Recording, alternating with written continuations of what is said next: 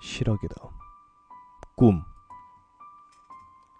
이번 에피소드 또한 직접 들은 게 아니므로 소소한 부분은 내가 알아서 쓰겠습니다. 전달하는 과정에서 생기는 오류들을 읽기 불편한 정도가 아니면 그냥 넘겨주길 바랍니다. 반말로 쓸 테니 거기에 대해서 양해 부탁드립니다.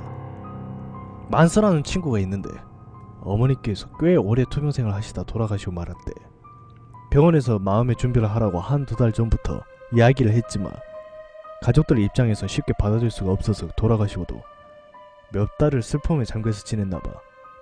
그런 만수 곁을 한결같이 지켜주던 여자친구가 있었는데 힘든 시기에 큰 버팀목이 되어준 거니까 자연스럽게 아버지와 동생에게 소개도 시켜주고 어머니가 안 계신 집안에서 어느덧 큰 부분을 차지하게 된 거야. 그리고 그런 생활이 1년쯤 지나고 둘은 결혼을 약속하게 된 거지. 아무 문제없이 결혼 준비가 일사천리로 진행이 되고 상견례를 하는데 그날이 있기에 일주일 전쯤에 아버지께서 만수에게 포장마차에서 술이나 한잔 하자고 하시더래. 어머니가 돌아가시고 한동안 술독에 빠지다시피 살았던 아버지가 그 시기를 힘들게 벗어난 지 얼마 안 된 시점에서 또 술을 마시자고 하니까 만수는 무슨 일이 생긴 건가 걱정이 되었다고 해. 근데 포장마차에서 힘겹게 입을 떼신 아버지가 하는 말이 지금 사귀고 있는 분이 있는데 만난 지는 얼마 안 되지만 참 좋은 분이라고 앞으로 남은 여생을 그 여자분과 함께 하고 싶다고 그러시더라는 거야. 돌아가신 어머니하고 동네에 소문이 자자할 정도로 금슬좋게 지냈던 아버지 입에서 생각지도 못한 소리가 나오니까 만수는 아무 말도 내뱉을 수가 없었대. 그런 만수를 물끄러미 쳐다보시던 아버지가 이번 상견례 때 그 여자분을 대동하고 싶다고 하니까 만수가 울컥해서 반대를 했는데 만수 여자친구 이름을 들먹거리면서 그 아이 입장에서 내가 혼자 있는 것보다 누구라도 옆에 있는 게 나을 거라고 변명을 하시더라는 거지. 평상시에 만수가 누구보다 존경하던 분이 바로 아버지였는데 그때는 정말이지 만수가 알고 있던 그분이 아닌 것처럼 느껴질 정도로 그 여자분께 깊이 빠져 계시더라는 거야. 결국 아버지가 고집을 꺾지 못하고 상견례 자리에서 어머니 자리에 그 여자분이 나오셨는데 연세는 돌아가신 어머니와 비슷한데 풍기는 뉘앙스며 품새가 어머니와는 전혀 딴판이라던 거지. 얼굴이 여기저기에 심술보가 덕지덕지 붙어서는 그날 처음 본 만수를 마치 몇십 년 길러온 사람처럼 대하고 상견례에서 만난 사돈 어르신을 말씀에 안 끼는 곳 없이 끼어들어서 훈수를 두는데 지켜보는 만수가 기가 차더래. 애비 신부 보기도 낯뜨겁고 말이야. 그렇게 상견례가 끝나고 만수가 굳은 얼굴로 집으로 향하니까 그 아줌마가 집까지 따라와서 어머니가 앉아 계시던 소파에 자리를 잡고 있는데 생각 같아서는 멱살이라도 잡고 내쫓고 싶었대. 그런 생각을 꾹 참고 아버지께 앞으로 저분과 사시는 거 관여하지 않겠지만 결혼 준비 과정에서 어머니처럼 구는 거 용납할 수 없다고 그러게 이야기를 했는데 아버지가 그 아줌마 눈치를 슬슬 보더니 이제 새 어머니가 될 텐데 네가 이해하라고 오히려 아줌마 편을 들더라는 거지. 그 상황이 어이가 없어서 아줌마 아버지를 번갈아가면서 보는데 아줌마가 만수를 보면서 픽 하고 웃는데 누가 봐도 비웃는 거로 보이더라는 거야. 아버지도 단단히 빠졌구나 생각을 하고 수dum을 지은 만수가 일단 방으로 들어왔고 그날 일은 그렇게 마무리가 된 것처럼 보였대. 그리고 몇 달이 지나고 결혼식은 2주일 정도 앞둔 어느 날 아버지가 가족끼리 1박 2일 여행을 가자고 제안을 한 거야. 결혼하면은 또 언제 가겠냐고 이번 기회에 친해지자면서 말이야. 썩 내키진 않았지만 아버지 말도 어느 정도 이해가 갔던 만수가 동의를 했고 경기도 쪽으로 여행을 떠나는데 출발 당일 애비 신부를 픽업을 해서 아버지와 동생을 태우러 집 앞에 온 만수가 기겁을 하게 된 거야. 가족들끼리만 가자는 여행을 가는 거라고 생각했는데 글쎄 그 아줌마가 아버지 팔짱을 끼고 나란히 기다리고 있더라는 거지. 순한 동생 울상이 된 채로 옆에 서있고 말이야.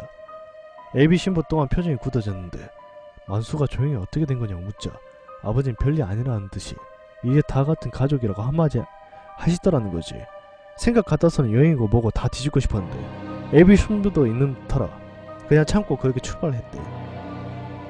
여행지에 도착을 해서도 그 아줌마가 시어머니 노릇을 하려고 해서 애비 신부랑 부딪히기도 하고 너무 불편했는데 하나밖에 없는 여동생한테는 아버지가 없는 틈을 타서 직장 다니면 이제 독립해야 되는 거 아니냐는 헛소리까지 하더라는 거야.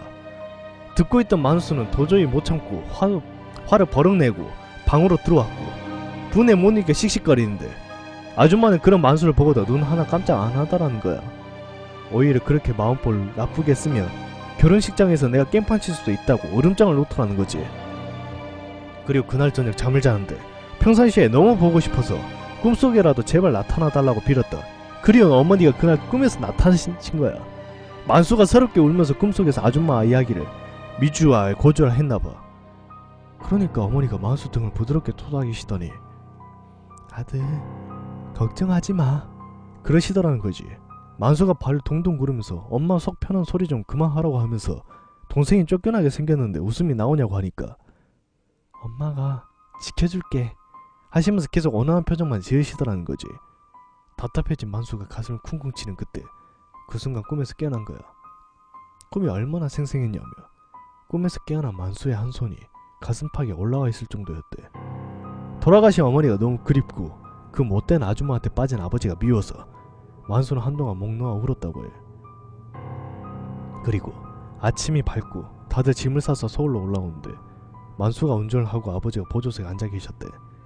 그리고 여동생과 애비 신부가 뒷좌석 창문가에 앉고 그 아줌마가 둘 사이 정중앙에 자리를 잡았는데 뒷좌석에 앉아서도 귤을 까서 아버지 입속에 넣어준다고 난리를 치고 그렇게 유난을 떨더라는 거야.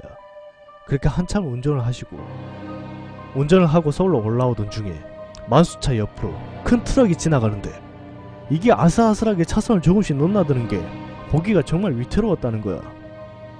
불안해진 만수가 빨리 지나가자는 생각에 속도를 올리고 달리는 그때 하필이면 방향을 크게 잃은 그 트럭하고 정면으로 부딪히는 사고가 난 거야.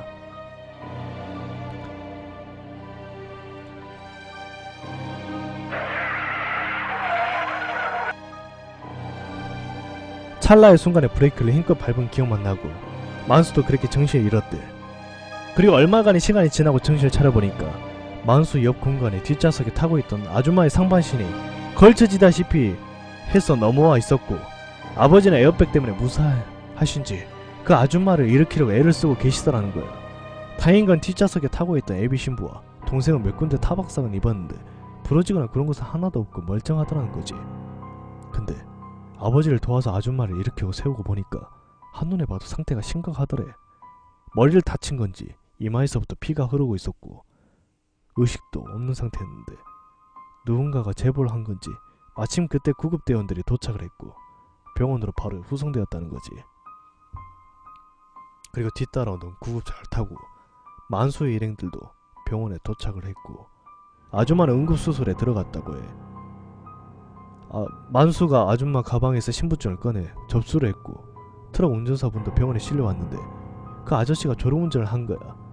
아줌마가 수술 받는 동안 만수 일행도 상처를 치료받고 애비 신부 부모님도 놀래서 달려오시고 정신없이 사고 뒷수술을 하고 있는데 갑자기 어떤 남자가 오더니 경찰 신분증을 내밀더래. 이미 보험회사 직원도 오고 경찰도 와서 사고 경위에 대해서 조사를 마친 상황에서 또 경찰이 온 거니까 만수도 좀 의아해하고 있는데 대뜸 수술받고 있는 아줌마 이름을 대면서 어떻게 아시는 분이냐고 치조하듯이 묻더라는 거야.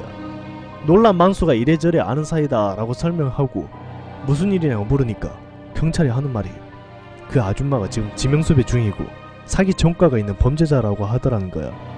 그 소리에 아버지가 기함을 하고 자세히 좀 말해보라고 하니까 나이가 많은 남자들을 유혹하고 재산을 갈취하는 게 그 여자의 특유의 수법이고 특히 낙골당이나 묘지 근처에 사기칠 대상을 물색한다고 설명을 해주더라는 거야.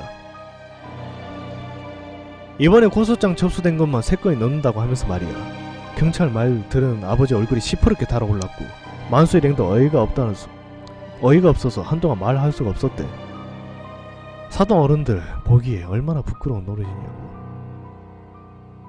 나중에 아버지에게 들어보니까 그 아줌마가 만난 장소가 바로 돌아가신 어머니가 계시는 납골 땅이었고 아버지한테 접근하면서 이건 아무래도 돌아가신 형님이 점지해준 것 같다는 이야기를 뻔뻔하게 했다는 거지.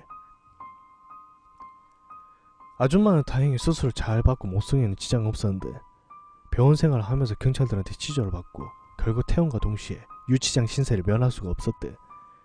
그리고 만수는 2주일 후에 무사히 결혼식을 치렀는데 그 사고가 안 났으면 혼주석에 그 아줌마가 앉아있었을 거 아니야. 생각만 해도 등골이 오싹해지더라는 거지. 만수 아버지는 그 사건 이후로 한동안 그 가족들 얼굴도 제대로 못 쳐다봤고 식음을 전폐하고 사셨는데 며느리가 된 애비 신부가 현명하게 잘 풀어드려서 금세 기운을 차리셨다고 해. 만수는 그때 일을 회상하면서 꿈속에서 어머니가 나타나서 지켜주겠다고 하셨던 말이 허언이 아니었다고 나직히 말했는데 그도 그럴 것이 큰 사고가 났음에도 불구하고 만수와 만수 여동생, 애부 신부는 이상하리만큼 다친 것이 없었다는 거야.